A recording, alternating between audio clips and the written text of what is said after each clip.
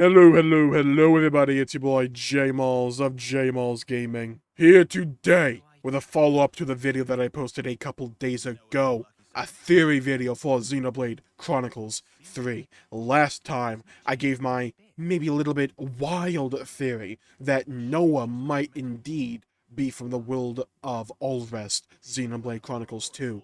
Sounds a bit weird, right? Well, you gotta go watch that video, go find out a little bit more. But today, I want to talk about two of the biggest question marks pertaining to Xenoblade 3's story that I have seen in the community, that I've seen in my own comments in my stream chat up to this point regarding the game, and that is Lucky 7 and the Nopon Riku. So many questions that are uncharacteristic of a Xenoblade story, in my opinion, that remain after Xenoblade 3. Now, ordinarily, a game that have these almost significant plot threads that have just been underdeveloped, I would say would be a critique, but in this case, I believe they're going to address it in the DLC. So this is going to be more of a theory crafting video as to what those answers could be, and what the questions we're probably going to have to raise will be as well. So let's start off with Lucky 7, right? We know that it's made of the same stuff as Origin. They pretty much said that when we went inside of Origin for that first time. And I get that. But I have four main questions that arise from that. 1, who made it? 2, why did they make it? 3, why did Riku have it? And 4, why does Riku know about it? Because when you look at Lucky 7, when you really take a minute to look at that blade, you take a look at the Sword of Origin, or the Sword of the End. I'm pretty sure I said that's my last Xenoblade video. It looks like Jin's sword, okay? I will say it. The mechanics line up perfectly. It looks like Jin's sword. Is that just a clever little reference? Or did Tora, or whoever programmed Origin, or whoever made Lucky 7, did they model it after Jin? Because that could be the case. It could be different that it's not actually Jin's sword. It could be that it was based off of Jin. I think that's likely. In regards to who made it, I think Riku did say that it was these legendary Nopon swordsmiths coming together to create this lucky sword, Lucky 7. There we go. I believe that to be Riku's quote-unquote master pawn. But the main question that follows from that is, who the hell is Riku's master pawn? Who? One of the main theories going around is that it's Tora from Xenoblade Chronicles 2. That could be the case, because I kind of subscribe to the theory that if Riku was there at the beginning of Ionios, that it is likely that Riku is actually maybe a descendant of, I would say Tora, but Tora's from Xenoblade 2, and Riku is associated, at least, with Keves. So maybe it's similar to my Noah theory, where, hey, he actually comes from Ulrest, but for whatever reason, he knew that Noah would be in Keves, so he went there in search of Noah. Maybe that's the case. It could also just be that he's Hiropon Riki's son or something. Because we know that Riki had a ton of freaking kids, and we saw 2 of them in Future Connected. They were awesome. Maybe Riku is similar to that, where he's one of Riki's sons, one of Riki's kids. Maybe that's the case. You know, shouldering the responsibility of what Riki and the 2 Nopon for Future Connected were able to accomplish back in their own world. Riku takes this mantle upon himself and learns from Tora in Ionios. Because that's who I think Riku's master pawn is. I think Riku is the son, or at least a descendant, of Hiropon Riki, but I think the master pawn is Tora. I think he trained under Tora and learned under Tora. And I think, or either Tora or like one of Tora's possible kids maybe, and I think that Tora made the Sword of Origin, and that in Ionios, in the events of the DLC, that the DLC will essentially be the story of how Lucky 7 was forged.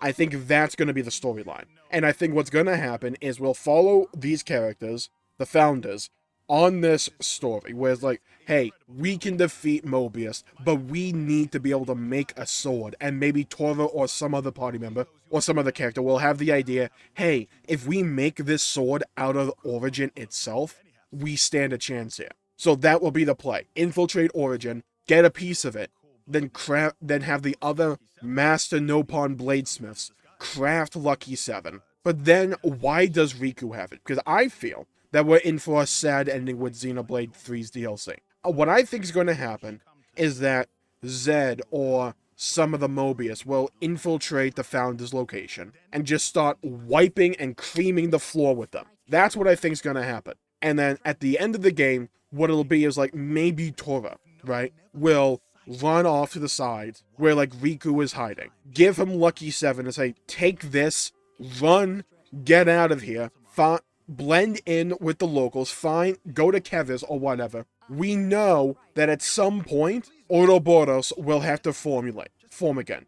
And when you think it's time, when you deem there to be a hero that is of a sufficient quality and moral standing to wield this sword and to wield it effectively, you bestow this sword onto them.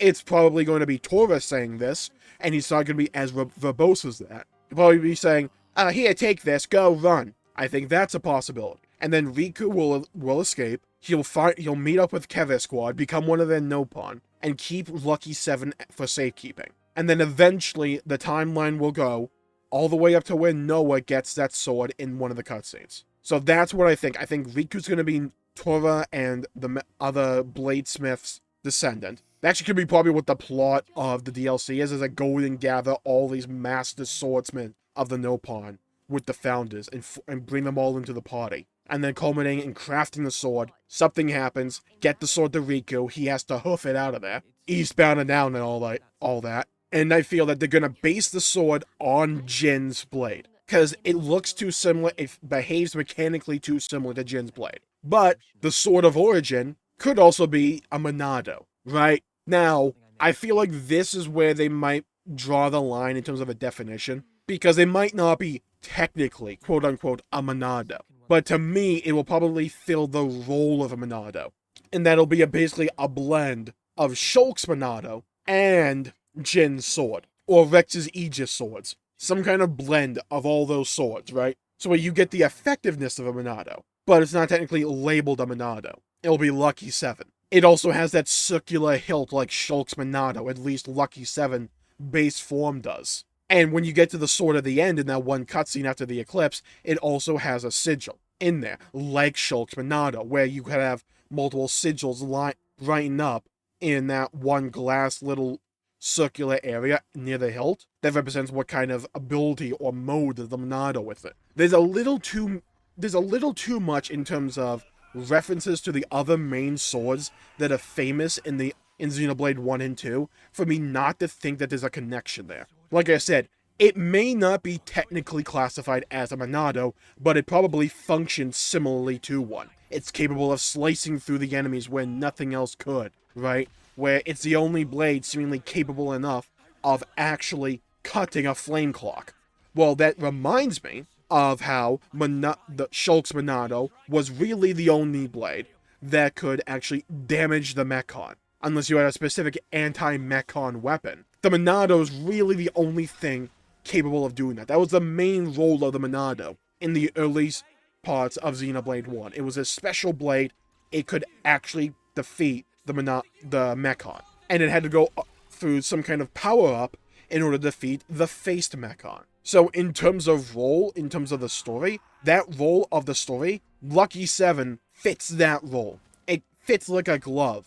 It acts like a Monado. And also, it responds to the user. Remember, at the Eclipse, it was only like one line. And we had the entire emotional gut punch right after it. But remember, Riku mentions at the Eclipse that Noah has to call Lucky 7. It's stuff like that, those little references that they made that, to me, feel like they're building up to some great reveal in terms of Lucky 7. In terms of this Monado Light, or like Monado 360 or whatever it's called.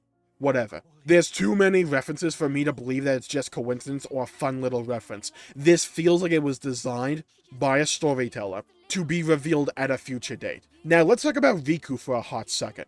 Because I'm pretty sure that Riku wasn't lying, quote unquote, when he said that he was a garden variety Nopon, but I think he was lying by omission. Like I said before, I think he was a traveling companion for the founders, and at the end they entrusted him with Lucky 7 for safekeeping, until the day came that he deemed someone worthy enough to wield it, that person eventually being Noah. I think his master pawn entrusted him with Lucky 7, but only as a last resort. Something happened, like I said, some kind of like maybe invasion, or Zed and the Mobius found them and started to slaughter them. Maybe we'll end the DLC with us seeing Shulk and Noah and the rest of the founders die, but only in like their Ionios forms, right? And we'll see the blade get passed on to Riku, and then they'll probably show like Noah getting the blade, and then cut the credits. So yeah, those are my thoughts and my theories regarding what Lucky 7 is, where did it come from, why was it made, who made it, and who the hell is Riku.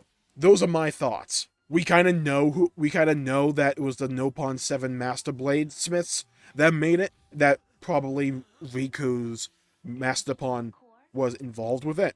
I think that Master Pawn was Tora. I think Riku is a descendant of Riki from Xenoblade 1. I think the blade was made because they realized that in order to actually defeat Mobius, to defeat Zed, you have to use Origin. It's the only thing capable of destroying them, or actually capable of defeating a Flame Clock. They probably realized that, and realized, hey, we have to make an entire blade of this. Go to Origin, get the materials, get the Nopon Bladesmiths to make it.